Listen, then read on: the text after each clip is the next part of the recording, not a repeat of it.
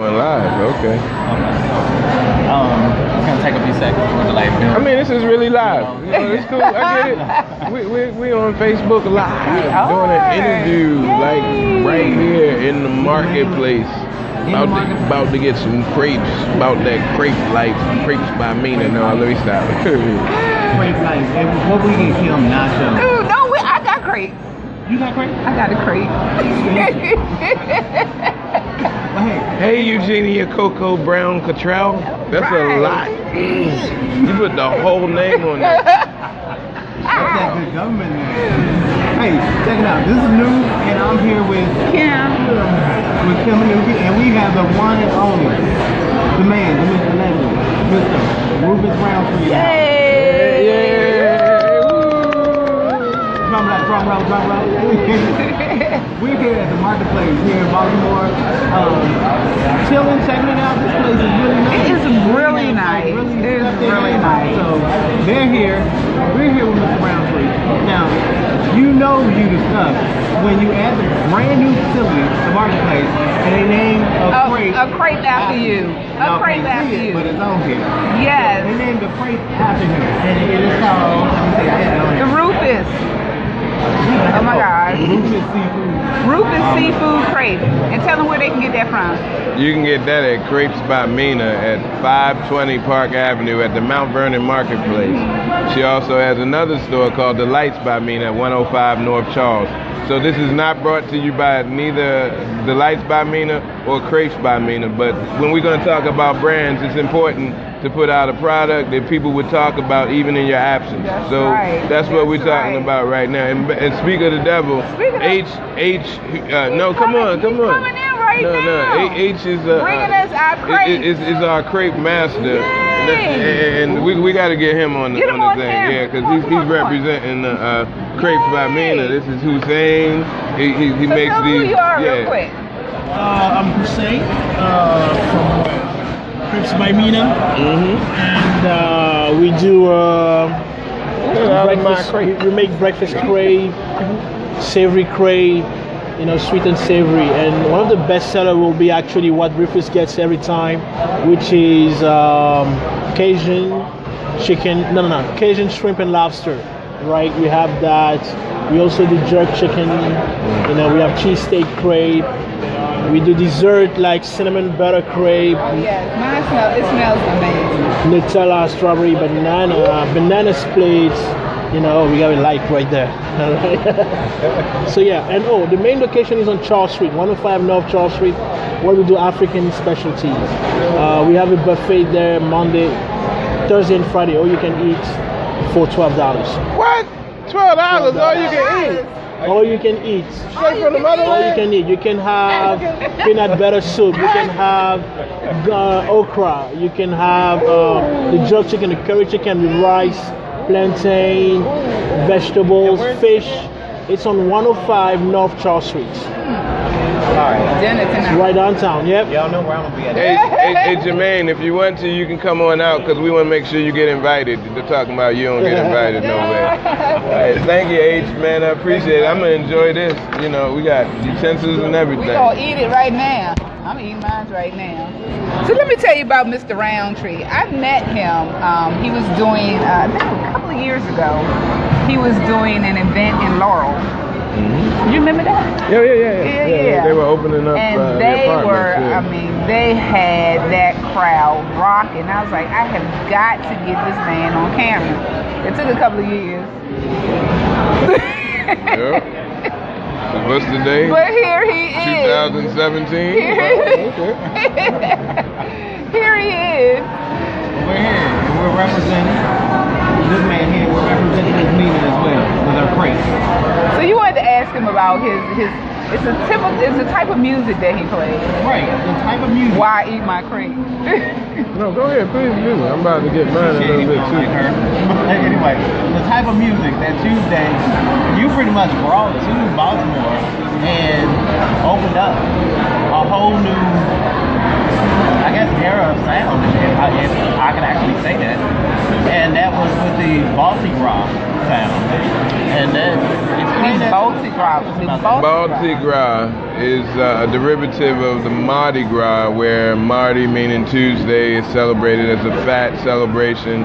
Now we've adapted that and made it fit what Baltimore means to me and the people in the band, and how our quality of life is impacted upon the influences of our immediate culture. And being citizens of Baltimore, you know, that we owe some kind of homage to the place that everything that we really learn comes from.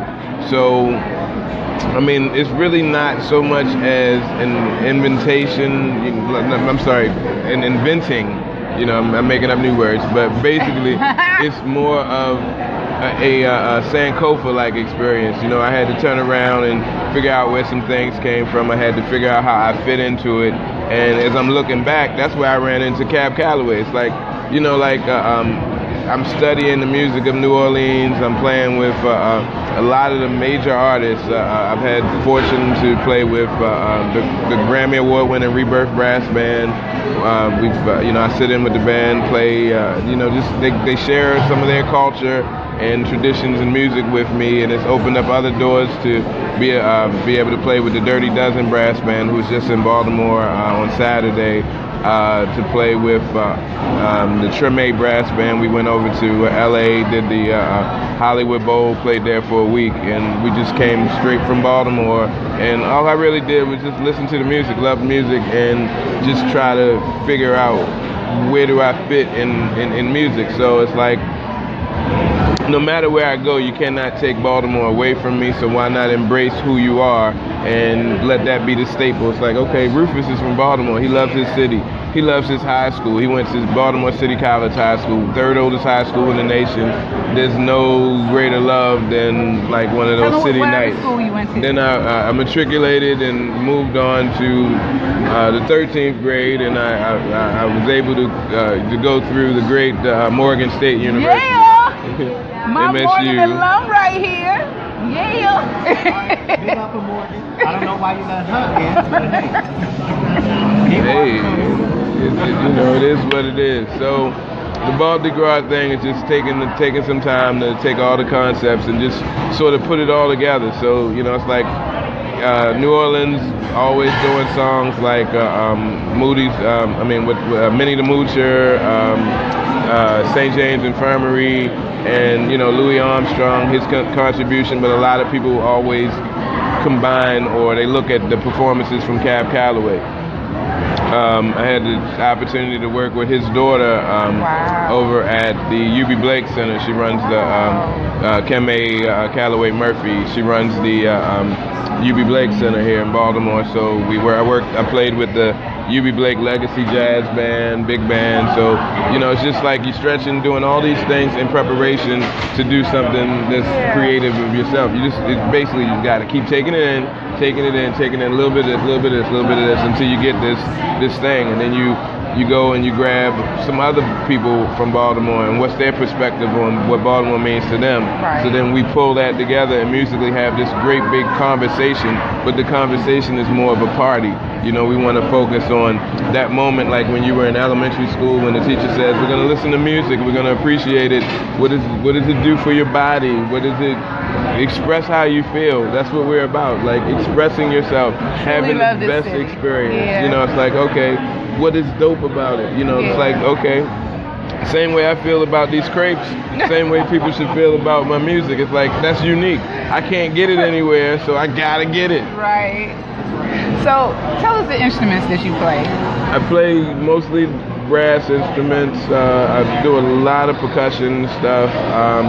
And it's a lot of percussion. It's interesting because my dad worked with a guy named Major Boyd. He's a saxophone player. They used to play tennis together. These are big guys playing tennis. So you're just like, okay, I didn't know that big guys didn't play tennis, you know, but that's what they did. So that was amazing. But then one day we go to Ricestown Road Plaza, and there's this concert, and there's a band, and I'm like, well, who we going to see, Dad? He wouldn't tell me. He said, we'll get to, you find out when you get there. That's always, I don't understand why they do that to people. You can be better prepared. Right. But so I find out when I get there, Major Boyd is playing this saxophone, and it's the most amazing thing I had ever seen in my, I guess I was about maybe a third or fourth grader. I was like, hold up, you the same guy that was talking regular talk. Right. You had conversations. You are the guy that has a motorcycle. So we go to ride your motorcycle. Even his son, all of my interactions were just like regular kid stuff. His son got me lost in this tunnel, the sewer tunnels in Randallstown. Yeah. I was almost lost forever. I said I wasn't going to tell the story, but since this is on live and it might be rebroadcast, I might as well get that out there. Get it out. Major, Get it out, Rufus. no, let me stop. Breaking news. So he played the saxophone. Then I was in that phase as a child where I was just watching. You got to be careful what you show kids because they might watch it and follow. I'm 43 years old and I'm doing stuff I do in my professional life because it's something that I saw as a child. He would play a killer solo and then he'd pick up the kabasa or shaker ray or something and just be part of the music. And it was like you don't separate yourself from the music because you're not playing or whatever. You can express yourself in many ways. So that Balti-Gras fatness is us expressing ourselves and continuing to express. It's like, okay, you just played the horn. Now what you gonna do? I'm gonna sing. Okay, then what you gonna do after that? I think I'm gonna play one of these drums over here because the music, what's it calling for at this minute? Yeah. What's the next level of fatness? Like at my little secret job that I was at today, they caught a little bit of the fatness. I played a trombone solo and sang. They was like, you sing? We don't even know who you are. I said, yep. I took off my hat. I'm like Clark Kent. Nobody knows. So, okay, like he said, he just came from a gig. He had a couple of gigs last night. Mm-hmm. And so what's your upcoming events? Well, I'm doing this thing for the Light City. We're doing something for BGE. Well, no, let me take that back because somebody might be watching and it's probably a surprise. See, that's the thing. We do all kind of events that could be surprises. Uh-oh. People like to take a package like Rufus Roundtree and the Be More Brass Factory and say, can we get you guys to sneak in the building, go in the kitchen, and all of a sudden be like, boom, and then be party time. So, yeah, that's cool. Just make sure you pay us. And we're happy. We will do house parties. We do whatever. I mean, it really doesn't matter. Like, that's what we do. That's what I'm built for. I'm here for. That's what I'm here for. How you like that crepe? Oh my gosh, it is so good. Bernard doesn't have any. I don't have any grapes. That's okay. I get one all the way out. Yeah, you're going to want to because you're going to want to. So, as you were talking about, like, the whole sound and everything, all I was picturing was New Orleans style, a big pot of gumbo. And that's basically what when you were talking about the sound and the difference of the sound, that's what I got out of it. It's a big pot of gumbo. Now, hold on. Now, you take that gumbo you got, then you sprinkle some Old Bay on it. There you go. There you go. Now that becomes the whole Balti-Gras. See, that's the Balti-Gras. That's good. That's good. I like that. That is good. They are having the time of their life with this interview because I'm funny. He is. Oh my God. Go ahead. So let's talk about the style. Okay. So how did the style come about? Well, it's so eclectic. It's self-realization that I'm an entertainer and I can do what I want to do. I won't be dictated to conform to what everybody else says is the norm. Yeah. Because that's why I stand out. That's what makes you different. And you know, when I wear this hat, it's to the point where that's your trademark. Yeah, but I mean, it's like it's so normal for me. And then you get some people that are looking like, oh my God, what's the guy on his head? Oh my God. Then you got some people that are like, that is so cool. That's the slickest thing, man. Your hat is, man, that's it. So I'm on stage with George Clinton in Parliament Funkadelic, P-Funk All-Stars. Wow. And I'm standing there. Something told me when, it's like, bring this hat with you. So I had a brand new fedora, a black fedora that I was going to wear. I just got it for just the show. Wasn't nothing special. It was just for the show. It's like, what, a $15 hat and a $400 hat. This is $400. Wow. My feathers were much younger then, but so George walks on stage and he doesn't say anything. He just looks at me. He looks at the hat. He points to the hat. This is a fedora, and he's like, He doesn't say anything. That's no real words. It's like, And then so I said, what? You want this? So he's like, he didn't even say anything then. He just like, and then he takes the hat, takes his hood off, and puts the hat on, and then walks up. And then I'm like, so I'm standing there like, this, I ain't never gonna get that back. I'm never gonna get this. So then I took this one, put it on, and the rest was history. Wow. It was like George Clinton for taking his hat. Hey, I mean, they once they see you, then you're that guy, So Gary Schauder, rest in peace, Star Child. He wore the diaper, and he was like, man, I wish I had the hat. Wow. He wore the diaper, It's like, I was like, man, I'm glad I got the hat and not the diaper. Can you imagine if I had to change so we could do this interview? That was easy. I took off the other hat. I put this hat on. Oh my God. Right. I mean, I don't have a problem. I've done topless before. He said he done topless. Okay, so you have played with almost everybody. Who is your favorite? Hey, I wish I knew you was gonna ask that question with all the people looking. I guess the favorite one is the one who pays the most. That is the one who's watching. That's a great answer. You are my favorite. Thank you. I appreciate playing with you every time we play together. That was a great answer. That was the best answer. Basically, your check cleared. You're good. You're good. So, where can people find you? You can find me at Mount Vernon Marketplace, 520 Park Avenue, and I'll be right here until probably right after this interview.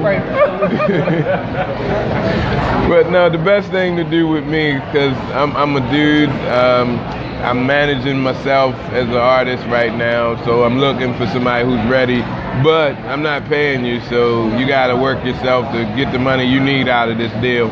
So if you know you can get us for such and such, work yourself a nice number. I'll work with you until we can work it out to do the real thing, but that's where we're starting right now. I don't want to let you, I'm pretty, I do what I can do. So, at Rufus B. Moore on all social media platforms, everything. That makes it easy. You can find the same person with the same words. And if you ever want to go ahead and throw me some money, just change the @ to $, and use the Cash App, and you can make a deposit or a tip or anything like that. So it's still going to be Rufus B. Moore. So giving money is $ Rufus B. Moore, and that's on the Cash App. Feel free to send me money, and then I'll do something with it. Spend it or something. But at Rufus B. Moore, Instagram, Facebook, Twitter, and I'm trying my hardest to stay up on that. I got a Android phone. I used to have a BlackBerry, and it was a flip, and I really, I'm a flip guy, and BlackBerry didn't have enough apps and things to keep up. So, funny story. I had my little BlackBerry. I was on my way to a little jam session somewhere out in, I want to say Laurel or somewhere in Howard County somewhere. Yeah. And So I went on and printed out my MapQuest directions and everything, and yeah, I said it.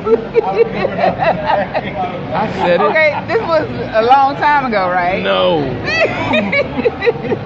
So I printed out my MapQuest directions. See where we're going with this.